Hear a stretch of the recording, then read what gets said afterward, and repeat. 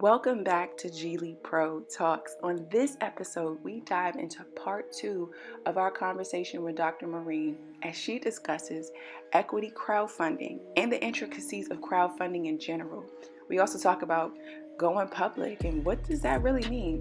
This conversation, honestly, is not just for our scholars, it's for Black entrepreneurs and for those who want to invest in Black-owned companies. This is a new innovative way that we need to understand so we can increase our capital flow, so that we can enhance the marketing strategies and marketing goals of our Black-owned businesses. This conversation is for us, y'all. And remember, you can check out all of the terms on Geely_Pro on our TikTok and IG. This is literally everything they should have taught us in high school. This is what we need to start teaching our students, because it essentially says if you have an idea, we can take it and run with it. And we can incorporate all the different terms that our students are not learning in high school, from venture capitalism, private equity, to Series A, Series B, and all. What does all of that mean? And it puts it in a very real way, because you essentially can say, I have an idea to start a t-shirt business. Okay, well, let's raise $1 million and find out how we can do that. And is this a valid way of doing that? So I literally, when I think about what education reform is about, this is one of the things like top of mind, that I would go to the Prince George's County public school system and say, this needs to be a class. This is what we need to teach. This is what we're talking about, financial literacy, right here in this book. So please give us an overview of equity crowdfunding. I'm literally about to grab a piece of paper and a pen. Let's go with crowdfunding generally, because you can have different types of crowdfunding for a startup or a business, a small business. So crowdfunding, generally speaking, is a large group of people putting a relatively small amount of money towards a cause, a goal, a business, or anything like that. And there are 4 types that I kind of go over in terms of what type of crowdfunding a startup might want to look into. There are other types of crowdfunding, but generally I think these 4 kind of work the best. So one is donation based, right? And so you were thinking of GoFundMe and platforms like that. And I'm not endorsing any platform, just so you know, I'm just giving you ideas because I know you've heard of these platforms before. And so essentially, the person is donating, they just want to see whatever it is that you're trying to do come to fruition, and they're not expecting anything in return. And then rewards-based crowdfunding is where in exchange for their support, you're going to give them first dibs on the gadget that you're going to create, or you're going to give them a t-shirt or a mug or some sort of a discount or something like that. So they get a perk as a result of supporting you. And then with equity crowdfunding, you, the business, right, are seeking investments now. So now you're in a regulated arena. You're somewhere where there are laws and rules that you have to follow. Otherwise, you'll get in a lot of trouble. We don't want that. But essentially, the person who's investing and putting money in is saying that I'm putting this money in because I believe in it, but at some point in the future, I'm expecting a return on my investment, or a profit on what I put in. And then with debt crowdfunding, which also falls under the Jobs Act, that's where the person is putting in money, and they're still considered an investor, but the way that they will get paid back is either through monthly payments, because remember, this is a large group of people putting in relatively small amounts of money. Everybody's not putting in the same amount. So if they're getting paid back, it's going to be proportional to what they put in. And so you can do revenue sharing agreements, installment agreements. Sometimes people do what's called a convertible note, where essentially you lend them the money, but you're not getting paid back right away. But like, let's say they do another series round, or they get acquired or something like that, then you kind of get first dibs on converting that note, converting that debt into equity, right? Into ownership in the business, because you help them get to the point where they could get more money. So these are all different ways that startups can learn how to learn about crowdfunding. And I have a video on my YouTube page that talks about it a little more in depth. But with equity crowdfunding under the Jobs Act, Reg CF, you have equity and debt. And those two, and when when you think about crowdfunding in general, let me just step back for a second. The main difference between all of them is what the person who's putting money in is expecting in return. So you see some people are not expecting anything. Some people want a perk or a little t-shirt. Some people want ownership interest. Some people want just their money back with interest, right? So when you think about how to create a campaign or think about like what would be needed to be able to get to the point where you could raise funds under this act, which is considered an exemption, meaning you don't have to go on to, the New York Stock Exchange or anything like that to share ownership interest in your business. But because you have to still go through this regulatory process, you have to do a lot before you can even get your campaign onto a funding portal. And that funding portal is also regulated, right? Like the SEC, they have to register with the SEC, and then they have to be a member of FINRA, which is the Financial Regulatory Agency. So what you do is, in addition to having your business in order, right? Like you actually have to have registered your business in some state in the US. You have to have a business plan. Excuse me. You have to have, some sort of a plan around how you will spend the funds, know what you're trying to raise. I think the book you have, it was up to $1,070,000 in one 12-month period, but they actually changed it earlier this year. So as of March, you can raise up to $5 million now. So that's why we have to update the book a little bit. Yeah, I think the big jump is because people realize that this works.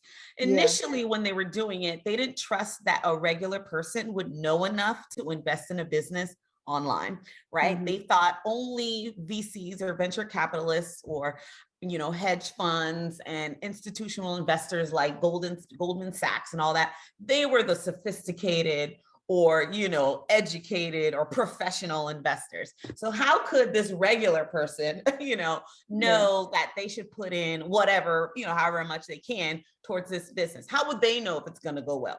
Not taking into account that a lot of times the money that investors put in, like VC investors and, high net worth people put in, they never see that money. Very rarely do they, see a return on all the investments that they made, right?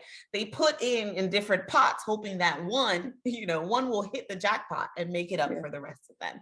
So in a way, they weren't also being completely honest about like how investing in businesses really goes. The other thing that crowdfunding gives that VC funding and hedge fund funding doesn't do is it takes away power from the entrepreneur. If you are crowdfunding, you can retain as much power as you want. You will remain the majority owner. It gives you freedom and it gives you access that you don't have when you are waiting on a VC or, trying to get the VC to give you funding. I'm not against VC funding. I'm against how VCs fund, right? So they fund and they want 60% of your business, or they fund and then they turn into your boss, or they fund, they get themselves on the board and their friends on the board, and then they fire you because now that you've gotten into this place, they don't think you, for whatever reason, can take it to the next place. There are some people who are okay though with being acquired, right? Some people are in the business of creating businesses that will be acquired, which is fine. But I think most people create businesses because that is like a passion of theirs. It's their baby and they want to see it grow and they want to be part of the growth. They don't want to necessarily just pass it on. And so for those people, I think equity crowdfunding is the way to go. And it gives you power in the sense that in addition to owning more interest in the business, you have more bargaining power when someone says, okay, I want to invest in your business, but I want, 30%. And you can be like, well, I just did a crowdfunding campaign for $4 billion or $1 million. And that was, enough for me to scale and all that. So if you want that much interest for the money you're trying to give, what am I going to get in return? Right. This is now it can be more about just getting the money. Like, are you going to create relationships for me? Are you going to be a mentor? You're going to be an advisor? Now you can say, okay, VC or whomever, you're going to have to, if you want to be part of this train ride, because obviously you see it going somewhere, you're going to have to do a little more than just throw money at me. And I think that gives, especially entrepreneurs of color, because there's a dismal number, and I can't think of it off the top of my head. It's really bad. Probably like over 80% of people who take in VC money, like within 18 months, they're replaced. They find someone else, they find another CEO. So you might still be called founder, but you are not the CEO, you're not running the business, they replace you, you're out. And if that's not the goal, if that's not something you want to do, then, I would wait, or at least heavily guard, your business like it's your baby when you're considering that type of funding. Now, with equity crowdfunding, you do have to give ownership interest in your business, but it's a small amount and it's very limited. So they have ownership interest, but they're not in the day-to-day or anything like that. But with that said, even though they're not part of the day-to-day, if they have, these are, people who work, and who are, the average person putting in money towards this goal of yours and this dream of yours, you should still involve them in the process, right? Mm-hmm. So that means you keep them abreast of like, okay, this is the amount that we raised. This is what we said we were going to do with it. This is what we did. If we didn't do it for whatever reason, and we actually in the book, we have a little script on like, if something goes wrong, like just send your investors an email, like don't ignore it, but be like, hey, this is what happened. It didn't work out. This is how we're going to try to fix it. Keep them abreast. The other thing is to do like surveys, because if they are investors and they are supporting you, whatever you're selling, they probably would be using it as well, which is very different from a VC, right? They might not be using that thing that you're selling. They just see that, oh, you got a market for it. I'm not part of that market, but whatever the market is you have, okay, we can make some money off of that. But in crowdfunding, more likely than not, the person who is investing is a user too, right? If they're not a user, they're telling other people about it. So in that way, you can get info about your market, that you wouldn't be able to get in getting traditional funding. So that's another benefit, right? You actually create a way to solidify your market fit, or realize, oh, we got to pivot a little bit, or, oh, we need to add a little extra this or that to it. Or maybe we need to slow down the scale. You can figure out like you can do, what you'd have to do next based on the information you're getting from your supporters, investors, etc. So, I mean, the other thing I want to mention before, because I know I'm going on and on, is that the different industries that you can crowdfund in. Like I was just talking to a reporter who was talking about crowdfunding for beauty businesses. And that being someone who gets their hair braided and wears, gets my nails done, etc. Like it didn't even, I don't know why that never even occurred to me. But so when she talked to me about it and was asking me, they ask you questions so that they can put in their article, I was like, oh my goodness, this gives, beauty professionals another level of freedom too, because they're also subject to the powers that be that come in, swoop down, and take away a lot of their autonomy as business owners. So I mean, so think about the different industries being not just in tech, because I know that's also like a very popular one, but it's also in we've seen people be able to raise money in, yes, software, but also with restaurants, also in the beauty industry, also with, service industry, depending on the service. It can be even like if some people have certain types of branded shirts and things like that. That's been in the, people have succeeded. So there are different industries that you can succeed in. I think at the end of the day, you have to look at what you're trying to do, what you're trying to raise, and what the goals are for your business. Because maybe you don't ever want to become public. So maybe crowdfunding would be a good way and you stay that way, right? Or maybe you do want to go public. And so maybe you do a couple of crowdfunding raises so that each round kind of builds upon itself, because you can raise that money within a 12-month period. So if you do 5 million between January 2021 and December 2021, in January 2022, you can do another raise. So that's another thing that I think is beneficial. And if you're keeping your people abreast of what's going on, they will invest again. You know what I mean? Yeah. And it will bring more people now because they'll be like, Yeah. hey, I invested last year. They're doing well. Let's do this again. Yeah. Granted, you know, the other side of it, the disadvantage is we can't guarantee that everything is going to work out the way you intended, right? And we know the numbers about small businesses closing or failing within 5 years is still very, very high. So that's something else, you know, you have to balance. So you do have to tell your investors those types of risks specific to your industry, right? So maybe in the restaurant industry, it's not 5 years, maybe it might be 2 years or 3 years, depending on what's going on in the world, especially nowadays, right? Yeah. So you do have to be mindful of that. But that, I think, forces you, the business, to be so intimately knowledgeable about your business. Like, can't nobody tell you different. And you should want that kind of knowledge and, you know, ability to talk about your business. Thank you, first of all, for the overview. And I hope everyone who gets to listen to this feels that energy. And I'll even say it like this: the energy that you give when you talk about this, it's like somebody telling you a secret to getting to where you're trying to go. Seriously, it's like, oh my gosh, like what happened in school today? Let me tell you what's about to happen next. Oh, okay, thank you. You're prepping me. You're helping me get to where I need to go, because honestly, it has taken me personally years just to understand what venture capitalism is. So now that I have this type of accessibility into the game, but I also have leverage, like you spoke of, like now you could say, yeah, I'm putting some boundaries on what I want, you know, to be distributed as a, you know, to my shareholders. Is powerful. Like this is powerful to me, you know, especially for this generation of entrepreneurs. There's so many kids starting businesses. And I hate to call them kids, but it's like when I was graduating high school, I was not thinking about starting a business. Right. And now you have, you know, scholars that are in college, junior year, starting a company. And it's cool. It looks cool when you got a product on Instagram.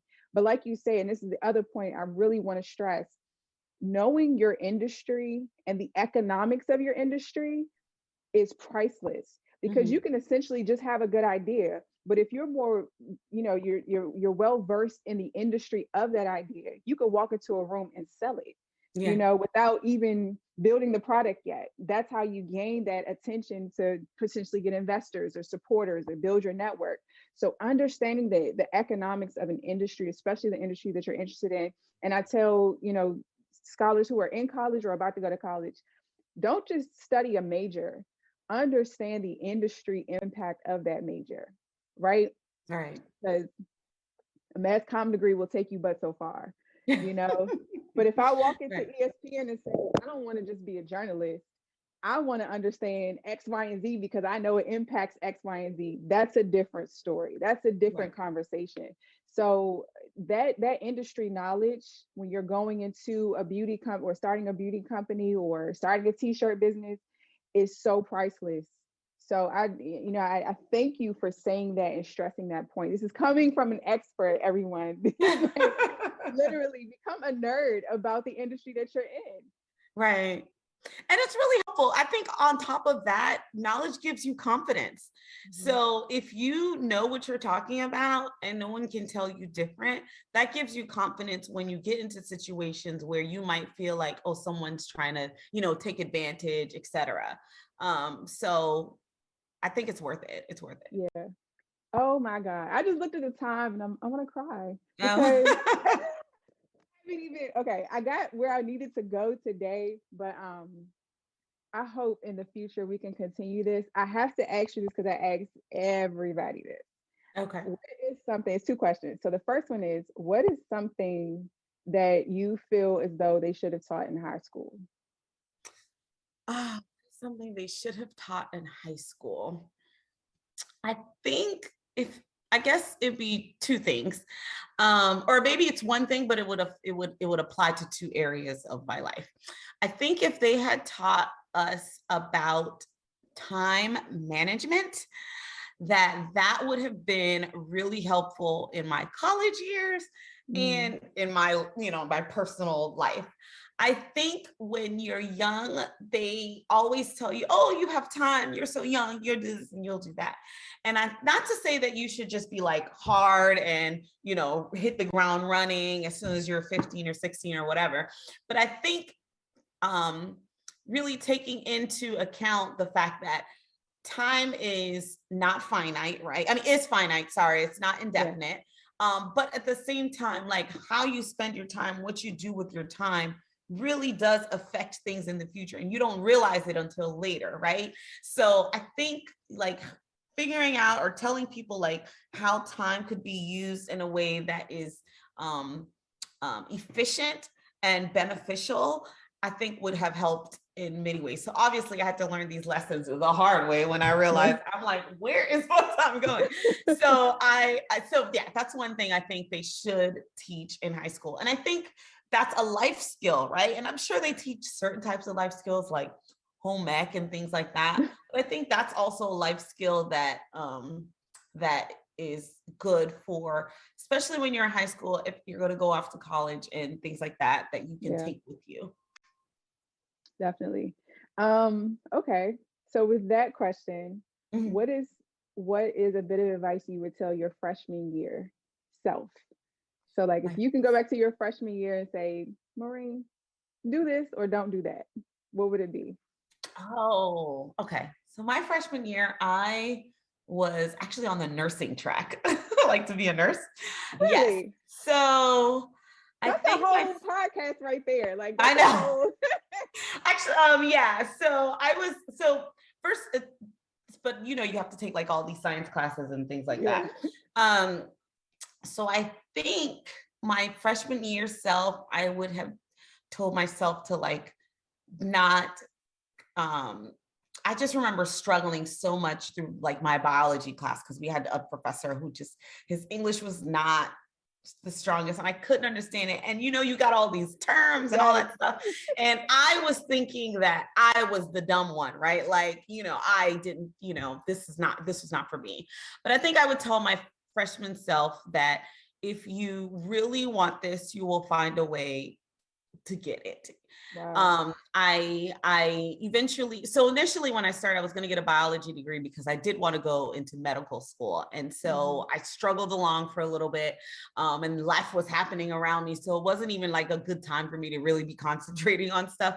But I think that, knowing what you want, even if you're not always sure about like how you're going to get there, like if this is something you want to do, then you have to figure out a way to get to it instead of just giving up on it.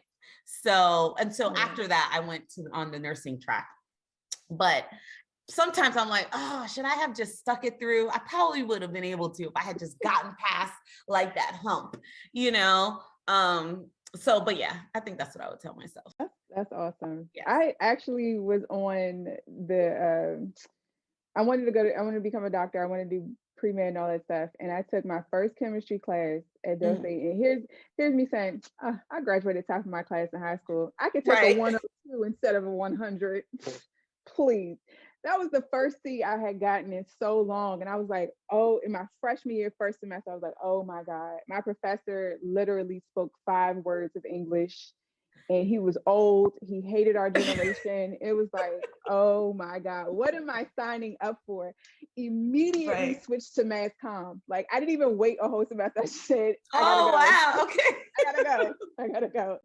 So I literally, I feel you with that. Like I really feel you with that. So thank you for that advice. Thank you. That's a great question. I mean, I could tell myself a lot of things, right? But that's probably the first one.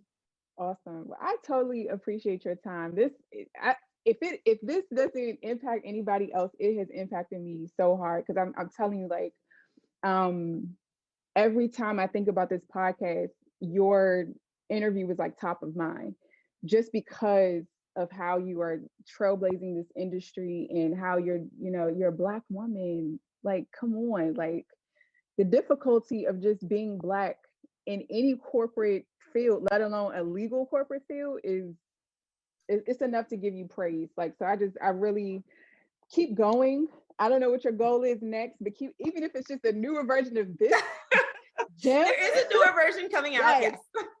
Yes. Keep going, because it literally, this is what inspires me. This is, and you know, I'm not exaggerating. When I was hitting rock bottom with education, just being a teacher for a year, I used to look at materials like this and thought leadership that I know was coming from us. And I used to say, this is why we got to keep going. Right. You know, this is why I have to keep going, because this is setting the way for the next generation. That's who I'm teaching. That's my audience. Right.